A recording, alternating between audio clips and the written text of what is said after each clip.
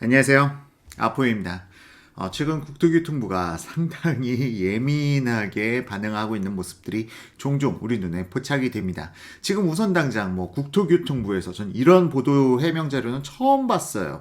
그러니까 KB의 부동산 가격 지수를 갖다 신뢰하지 말라는 그런 말도 안 되는 보도 자료를 갖다 배포하는가 하면, 또한 매도인에게 매도인이 주택을 매도함으로 인해서 발생된 현금을 갖다가 어떻게 사용할지 사용계획서를 제출하라는 이러한 말도 안 되는 짓거리, 그러니까 자유시장 경제에 반하는, 이 헌법에도 반하는 내용일 것 같은데, 이러한 내용까지 통제를 하겠다는 그들의 말도 안 되는 행태를 보면서 일각에서는 현 정부를 지지하거나 더불어민주당을 지지하는 입장에서는 현 정부 일 이제 열심히 하네 라고 말씀하시는 분들을 목격하게 되는데요. 저는 참 안타깝습니다.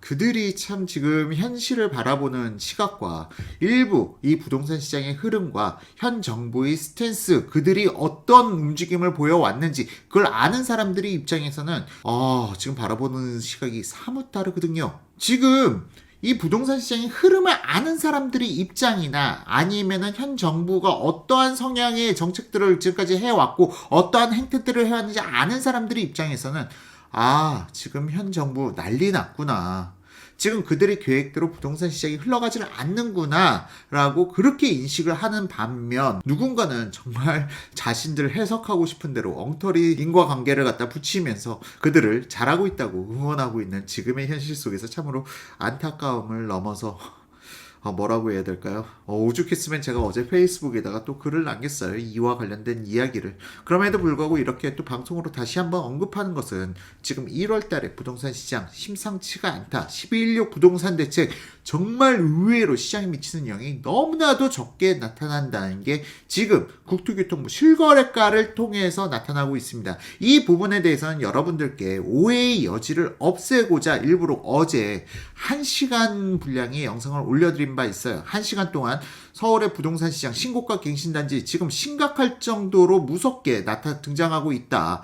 12.16 부동산 대책 이후 1월 달에도 이러한 고가의 거래들이 계속 속출하고 있는 부분에 대해서 다뤄서 방송을 진행해 드렸고요. 오늘은 이걸 갖다가 압축해서 보다 지벽적으로 여러분들께 지금 서울의 부동산 시장이 왜 문제고 무엇이 어떻게 흘러가고 있는지에 대해서 보다 디테일하게 다뤄드리도록 하겠습니다.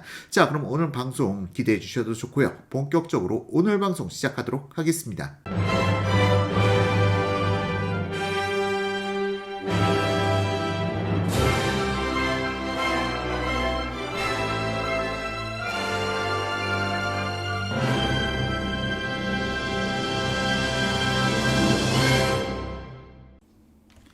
자, 지금 저는 국토교통부 실거래가를 갖다가 거의 매일같이 국토교통부 실거래가를 다운받아가면서 지금 서울의 부동산 시장을 갖다 예의주시하고 있습니다. 그런데 상황이 지금 12.16 부동산 대책으로 인해서 시장에 미친 영향은 지금까지 역대 정부에서 발표해서 공포감을 조성했던 그 어떠한 발표보다도 영향력이 상당히 적게 나타나는 것이 아닌가, 그런 생각을 갖다가 할 수밖에 없는 데이터들이 만들어지고 있네요. 이 데이터를 만드는 것은 제가 만드는 게 아니라 당연히 국토교통부 실거래가가 그렇게 지금 지표를 만들어가고 있는 것입니다. 오히려 지금 우한폐렴으로 인해서 지금 시장을 갖다가 잠깐 유축시킬 수 있는 그러한 기회를 갖다가 준 것뿐이지, 12.16 대책이 시장에 미친 영향은 너무나도 미비한 것 아닌가라는 생각이 들게 되는데요. 지금 제가 이런 생각을 갖게 된 이유가 무엇이냐, 바로 차트상에서 그 답을 찾을 수가 있습니다. 자, 그럼 차트를 보시게 되면요. 자, 지금 이게 서울의 아파트 매매 시장 중국 연차별로 평균 거래가를 갖다가 국토교통부 실거래가 기준으로 해서 뽑은 자료입니다. 자, 이 자료에 대해서는 제가 지금까지 설명을 많이 해왔기 때문에 깊이 있는 생략은 생략하도록 하고요. 이쪽 법례에 따라서 이 색깔별로 평균 거래가라고 보시면 되고요. 지금 보시게 되면은 2020년 지금 마우스 따라서 보시면 됩니다. 마우스 따라서 12월 서울의 실제 거래량은 지금 현재, 그러니까 지금 현재라는 것은 2월 5일 현재입니다. 2월 5일 현재 데이터 기준으로 했을 때 6,816건이 국토교통부 실거래가에 등재됐어요. 물론 이게 전부 다 등재된 건 아닙니다. 여기서 지금 1,000건, 2,000건 정도는 더 늘어날 가능성이 충분히 높아요. 왜?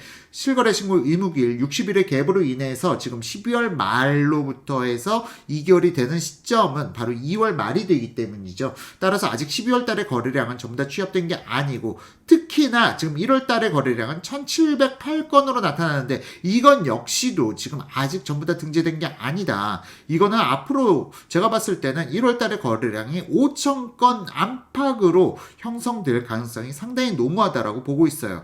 자, 어쨌든 이 부분에 대해서는 1월 달의 거래량, 이 추정 방법은 기존에 지금까지 신고 패턴을 갖다가 보았을 때 아직까지 실거래 신고가 접수된 것은 30% 정도 수준에 불과하기 때문에 이게 5,000건까지는 올라갈 것이라고 그렇게 예측하는 거고요. 더불어서 지금 실거래 신고가 신고가 좀 비싸게 거래된 아파트 물건에 대해서는 신고를 갖다 늦추는 경향이 강하다고 지속적으로 말씀드려 왔어요. 그 부분 때문에 지금 현재 1월 달에 지금 이 평균 거래가는 실제보다 상당히 낮게 나타난 것이란 걸 감안하고 봐야 된다는 겁니다. 이게 더 무서운 거죠. 자, 어쨌든 지금 현재 5,000건까지는 거래량이 나타날 것이고 이 평균 거래가는 아마도 더 높아질 것입니다. 그리고 12월 역시도 마찬가지예요. 지금 12월의 평균 거래가 아직 전부 다 취합된 게 아니기 때문에 이 평균 거래가는 더 높아질 가능성도 충분히 있습니다. 자, 어쨌든 이러한 부분에 대해서는 여러분들께서 감안하고 봐주시고, 그럼 아포유에서는 왜 지금 11.6 부동산 대책이 있고 나서 지금 현재 1월에 부동산 시장이 더 심각하다라고 이야기하는 것이냐, 이 부분에 있어서는 바로 지난 부동산 정책을 발표했을 때의 시점과 지금의 시점을 비교해 보면 된다는 거예요. 자, 일단 지금 그러니까 작년 9.13 부동산 대책을 발표했던 시점 서울의 부동산 거래량은 어떤 변화를 갖다가 보였는지 여러분들께서 보시면 깜짝 놀라실 건데요. 9.13 부동산 대책이 발표되었던 2018년 9월달, 지금 마우스에 있는 위치입니다. 해당 시점 거래량은 전월 대비해서 반토막으로 떨어졌어요. 9월달의 거래량이 반토막으로 떨어졌고, 더불어서 10월달 거래량은 또 9월보다 반토막으로 떨어졌습니다. 2,700건.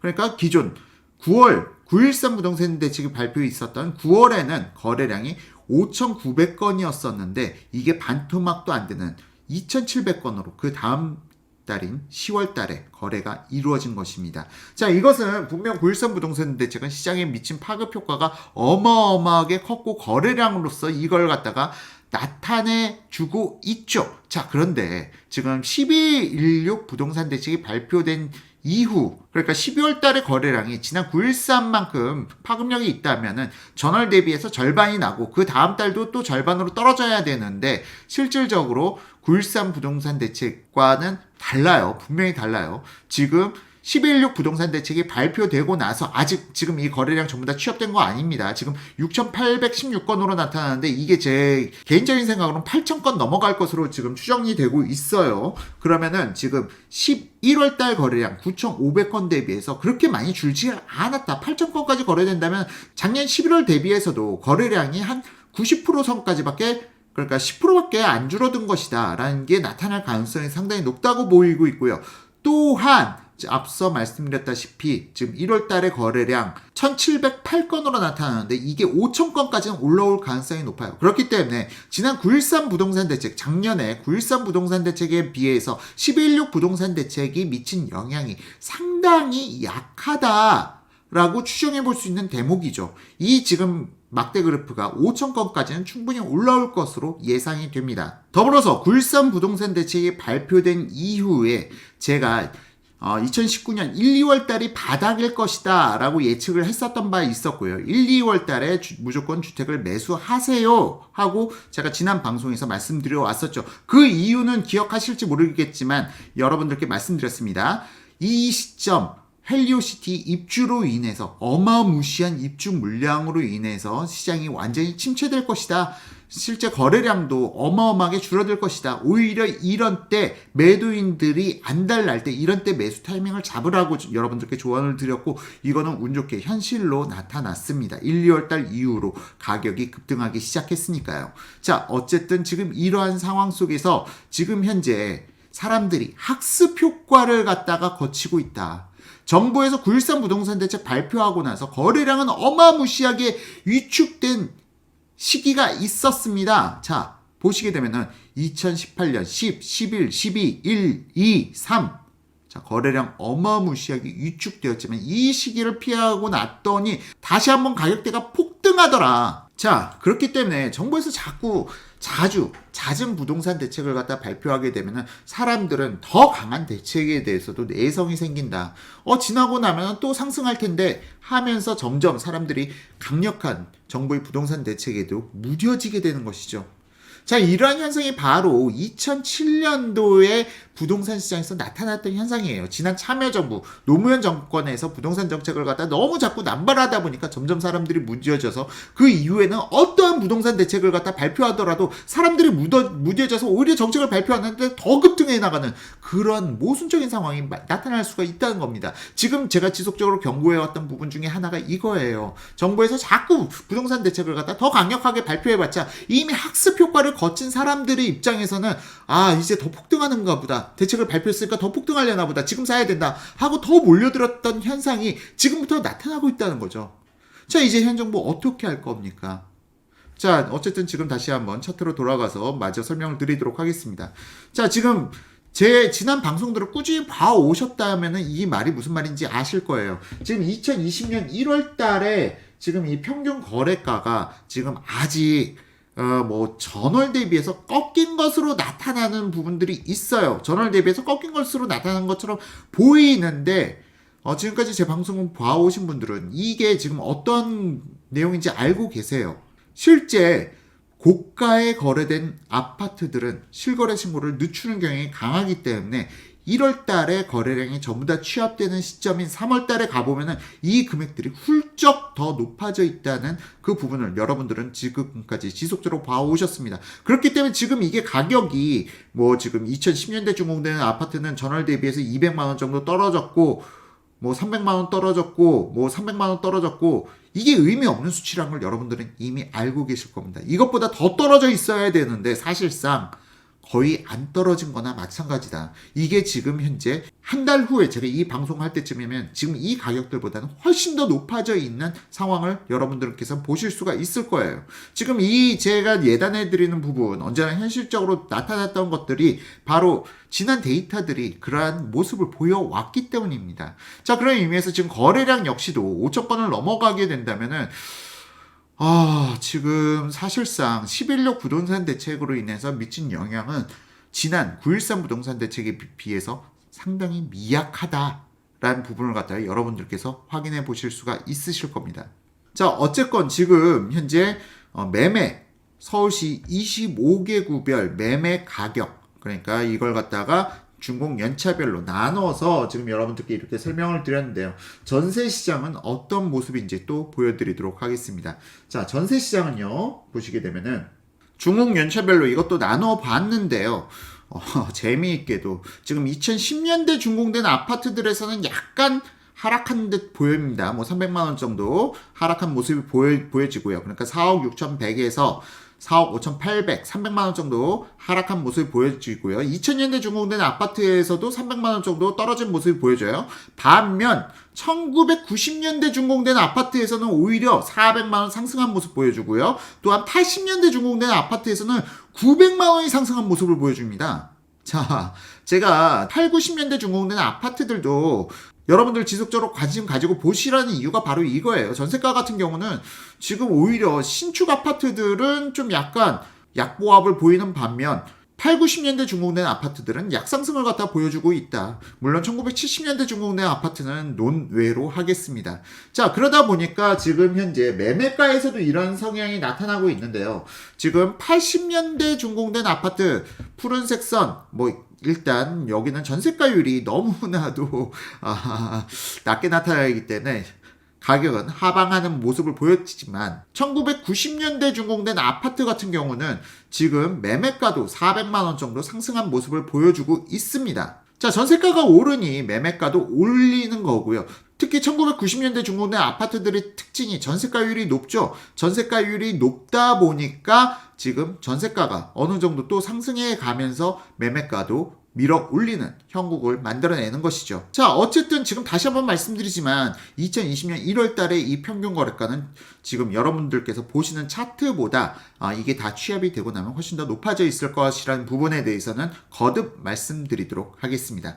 자, 이상으로 서울의 아파트 거래 현황에 대해서 여러분들께서 준공 연차별로 해서 살펴보셨어요. 이건 동단위 기준으로 해서 가격대 평균 거래가를 갖다가 산출해서 최종 집계된 차트고요. 이 부분과 관련돼 가지고는 아포유의 분석법 과거에 한번 방송을 진행했기 때문에 더 깊이 있는 설명은 생략토록 하겠습니다. 자, 지금 1월의 부동산 시장 심상치 않다. 아마도 지금 현 정부가 이렇게까지 더 국민들의 여론이 안 좋아지는 것을 알면서도 이렇게 압박하는 이유가 지금 국토교통부가 안 달랐다. 심각하다는 걸 갖다 먼저 국토교통부에서 인식했기 때문에 더더욱 시장을 갖다 공포감을 갖다가 조성하려고 막 양념을 뿌리고 친언론사 그러니까 친정부 성향의 언론사들에게 기자들에게 자꾸 내보내는 거예요. 야, 부동산 시장 좀 더 공포감 조성해봐 하고요.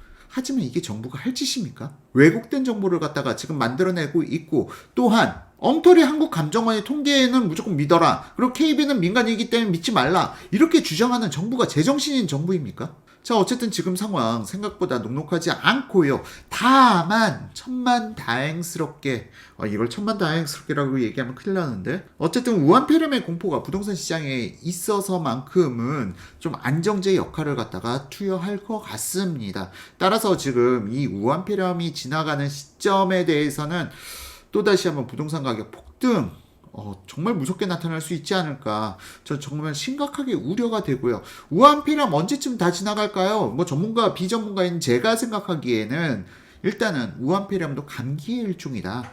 그렇기 때문에 환절기가 지나가는 시점 7월달, 8월달이 되기 이전에는 우한폐렴은 저절로 소멸될 거예요. 항상 지금 사스라든가 아니면 메르스라든가 다 계절적인 요인에 의해서 7월달 날씨가 더워지는 시점부터는 이 전염병들이 사그라들었습니다. 따라서 지금 이 우한폐렴의 공포가 언제까지 지속될 것인가 라는 부분에 대해서는 제가 생각했을 땐 6월 이 시점부터는 뭔가 사그라들기 시작하기 때문에 이 시점과 맞물려서 혹은 그 이 시점 이전에 주택을 매수하시든 아니면은 투자처 이 우한폐렴의 사태가 잠잠해지는 시점 떠오를 수 있는 상품군 그쪽으로 해서 투자를 하시게 된다면은 아마도 여러분들의 투자가 보다 성공적인 투자가 되지 않을까 생각이 됩니다. 자, 일단 서울의 전체 현황만 간략하게 여러분들께 설명드렸고요.